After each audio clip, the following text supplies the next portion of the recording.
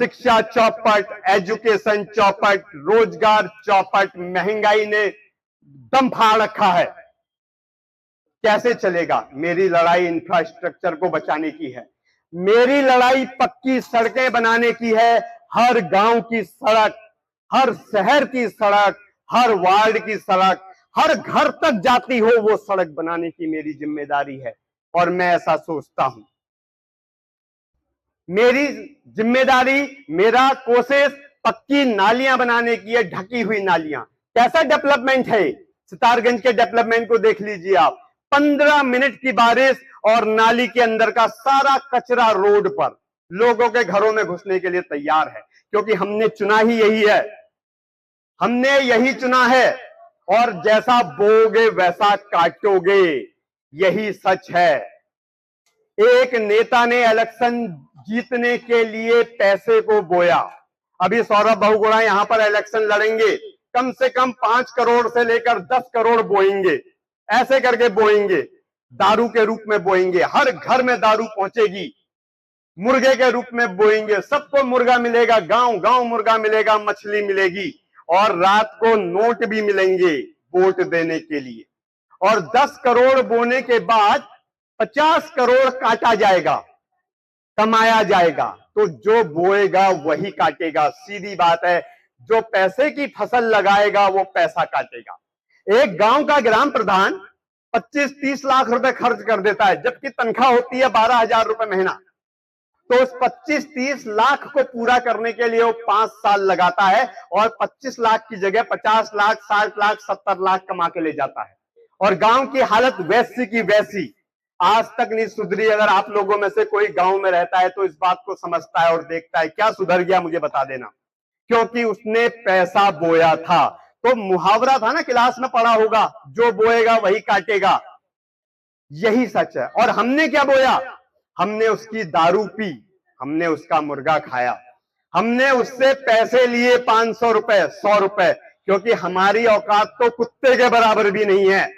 एक German shepherd खरीदने जाओ तो 30,000 का पिल्ला आता है, एक बुलडॉग खरीदने जाओ तो 20,000 से ऊपर का पिल्ला आता है, एक बिल्ली खरीदने जाओ विदेशी तो 25,000, 30,000 की आती है। लेकिन हम अंधभक्त हैं साली, हमारी औकात 100 रुपए के पौवे में बिक जाएंगे, कच्ची भरकर बोतल में दे देना, उसमें भी बिक जाएंगे।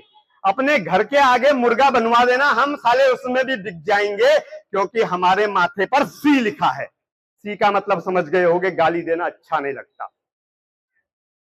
ये हमारे माथे पर लिखा है। हमने एक ऐसे समाज की परिकल्पना की थी और हमने ऐसा समाज अपने लिए बोया था। फिर हम 5 साल कोसेंगे, तूने कुछ नहीं किया, तूने कुछ नहीं किया, उसने कुछ नहीं किया, उसने कुछ नहीं किया। फिर वो पैसा बोएगा, फिर वो पैसा बोएगा, और फिर हम बिक जाएंगे। वाह भाई वाह रसगुल्ला। जो हिंदू है बोल लो जय श्री राम, जो मुसलमान है बोल लो या खुदा, खुश रहो। और सरदार कह ले वाहे गुरु जी दा खालसा, वाहे गुरु जी दी फतेह, हो गया काम। अपने जमीन को बेचकर बच्चों को विदेश भेजना पड़ रहा है सरदारों को। ये हालत हो गई है हमारे देश की। विराट कोहली जैसा करोड़पति अरबपति आदमी भारत छोड़ के लंदन शिफ्ट हो गया, ये हालत हो गई है देश की। जिसके पास थोड़ा भी पैसा है वो सोच रहा है कैसे इस देश से अपने बच्चों को भगा दूं, ये हालत हो गई है हमारे देश की। और हम इस हालत के जिम्मेदार हम हैं। पूरे पूरे दिन रोजगार दुकान पर बैठे रहते हो, 1 या 2 दुकान को छोड़कर ईमानदारी से बता देना 1000 रुपए का प्रॉफिट कितनी दुकान रोज कर लेते हैं? 10,000 रुपए का लड़का रखना पड़ता है, बिजली का बिल देना पड़ता है। शुक्र करो कि आपकी ये दुकानें रामलीला कमेटी की हैं, इनका किराया ज्यादा नहीं है, नहीं तो आप किराए में ही मर गए होते। कितना कमा लेते हैं आप लोग? और किसी पर 10 लाख का बैंक कर्ज है, किसी पर 20 लाख का बैंक कर्ज है, कोई 50 लाख की लिमिट लिए बैठा है, कोई 1 करोड़ की लिमिट लिए बैठा है। वाह भाई वाह रसगुल्ला। और आपके बिजनेस को चौपट करने के लिए मोदी सरकार ने हर हथकंडा अपना रखा है। पिछले 12 सालों में आपका बिजनेस 70% चौपट हो चुका है, 30% बचा है। और मैं वादा करता हूं अगले 5 साल में यह 30% से घटकर 10% रह जाएगा। आप लोगों को समझ में नहीं आ रहा होगा, क्योंकि समझने के लिए बुद्धि चाहिए, वो भारत में नहीं है, मैं अच्छी तरह जानता हूं। मैं अगर दिन भर में 10,000 लोगों से मिलता हूं तो कसम से मुझे 10,000 में से एक भी बुद्धि वाला आदमी नहीं मिलता, एक भी नहीं मिलता, किसी धर्म का नहीं मिलता, ये बात सच है। समझा देता हूं कैसे आपका बिजनेस चौपट होगा, आपको यकीन नहीं होगा। एग्जाम्पल के तौर पर अंबानी को ले लो। अंबानी ने भारत में जियो लॉन्च किया, फ्री में सिम बांटा, खूब बांटा, और आज छोटे मोबाइल बंद कर दिए गए हैं क्योंकि डायरेक्ट टॉक टाइम वाला रिचार्ज आता ही नहीं है जियो में। मिनिमम रिचार्ज 300 रुपए का आता है, 299, और रिचार्ज कराते कराते 302 303 का हो जाता है मिनिमम रिचार्ज, जिस पर आपको डेटा मिलता है। और वो डेटा क्यों मिलता है? ताकि आपको मजबूर कर दिया जाए अब आप बड़ा फोन ले लो, दिन भर लगे रहो, सुबह उठने से चालू हो जाओ और रात को सोने तक लगे रहो। कभी किसी को नाचते हुए देखो, कभी किसी को गाते हुए देखो, और जब आंखें थक जाएं, दिमाग थक जाए तो सो जाओ। रोजगार मत मांगना। बच्चों को भी उसी काम में लगा दिया है, सब नचनिया बनने के लिए तैयार हैं और लड़के नचने बनने के लिए तैयार हैं। कितने लोगों को सफलता मिल जाएगी उसके जरिए? सारी चीजों को चौपट व्यवस्था में डाल दिया गया है। और कमाल की बात है, आज जियो कंपनी भारत की सबसे बड़ी कंपनी है और जियो का टावर पूरे भारत में कहीं नहीं है। आपके सितारगंज में कभी जियो का टावर देखा?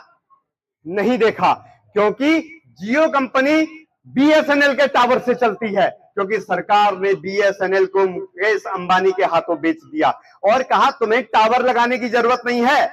बेवकूफ कांग्रेस ने बीएसएनएल के स्टेशन और टावर जगह जगह लगा रखे हैं पूरे देश में, जम्मू कश्मीर से लेकर हिमाचल प्रदेश और केदारनाथ तक लगे पड़े हैं।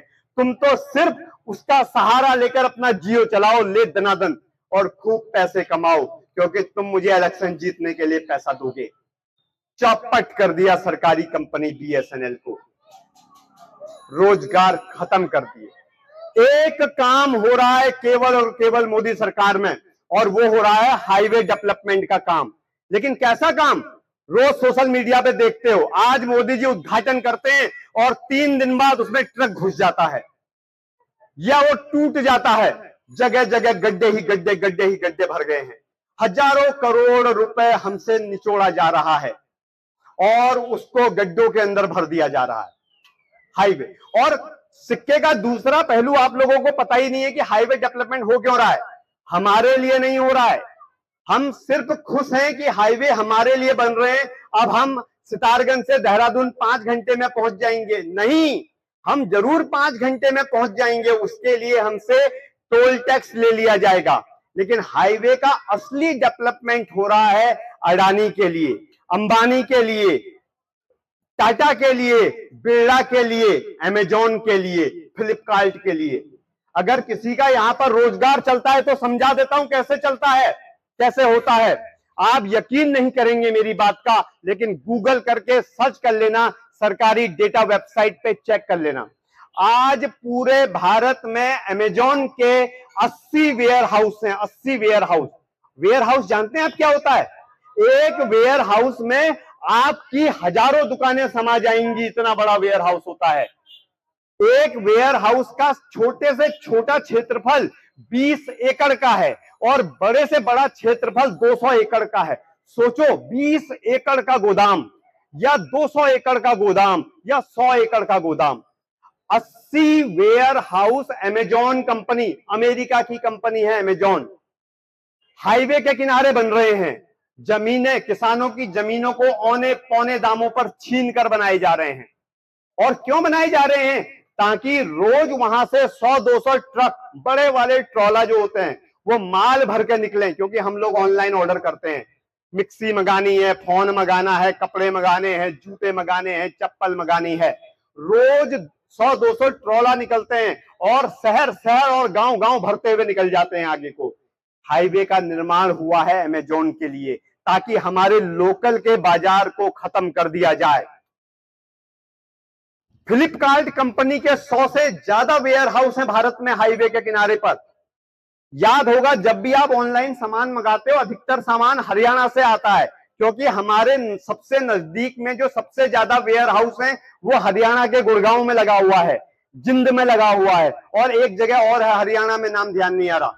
उस जगह पर बने हुए हैं, वहां से माल निकलता है। बड़ी दुकान, इतनी बड़ी दुकान जिसमें आधा सितारगंज समा जाए, इतना बड़ा गोदाम और इतनी वैरायटी उसके अंदर कि हम अपनी दुकानों पर रखने की कल्पना नहीं कर सकते, क्योंकि हाईवे का निर्माण हमारे बिजनेस को चौपट करने के लिए किया जा रहा है।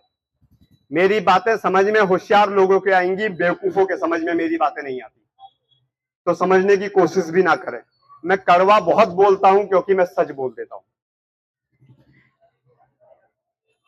फ्लिपकार्ट के 100 से ज्यादा वेयर हाउस मौजूद हैं। अडानी के वेयर हाउसेज की कोई संख्या पता ही नहीं है, अंबानी के 100 से ज्यादा वेयर हाउस हैं। टाटा के वेयर हाउस पता नहीं है लेकिन गिनती में नहीं है। आपके बिरला के वेयर हाउस पता नहीं है लेकिन गिनती में नहीं है, इतने वेयर हाउस है। और जैसे जैसे ये हाईवे बनते चले जाएंगे, ये वेयर हाउस हमारे पास आ जाएंगे। आज से 5 साल के अंदर सितारगंज के हाईवे के किनारे कम से कम अमेजॉन का भी एक वेयर हाउस होगा, फ्लिपकार्ट का भी एक वेयर हाउस होगा, आपके टाटा, बिरला, मुकेश अंबानी सबके वेयर हाउस होंगे। और शहर के अंदर इनकी दुकानें होंगी, जैसे क्यू मार्ट खुला हुआ है, आपका ट्रेंड कपड़े का शोरूम रिलायंस का खुला हुआ है, विशाल मेगा मार्ट्स खुले हुए हैं बड़े बड़े शहरों में। शहर के अंदर ये अपने रिटेल स्टोर बना दे रहे हैं और गोदाम ये हाईवे के किनारे बना दे रहे हैं। अपना माल ये सुबह हम ऑर्डर करेंगे और 2 घंटे में हमारे पास पहुंच जाएगा। उस दिन सोचना आपकी दुकानें कितनी टिकेंगी। मुश्किल से मुश्किल 5 साल मजे कर लीजिए, जो घिस घिस के जी रहे जी लीजिए, क्योंकि बुजुर्गों ने अपनी जिंदगी काट ली है और बच्चों के लिए रोजगार खत्म हो चुका है। हिंदू वाले बोलते रहे जय श्री राम और जाके मंदिर में घंटा शंखा हिला देना। अब तो मोदी के नाम का सबसे बड़ा मंदिर भी बन रहा है बिहार में। बधाइयां आप लोगों को, नया भगवान आपका तैयार हो गया है, क्योंकि बिहार की सरकार ने उस मंदिर को पास कर दिया है। बजट पारित होना बस बाकी रह गया है और भारत का सबसे बड़ा मंदिर भगवान मोदी जी का मंदिर बन रहा है। आज से 50 साल बाद आपके बच्चे वहां दर्शन के लिए जाएंगे और घंटा शंखा हिला के आएंगे। और अगर होशियार मेरे जैसे बच्चे हो गए, मेरे सोच के हो गए, तो वो आप पे ताना मारेंगे जैसे आज मैं मार रहा हूं।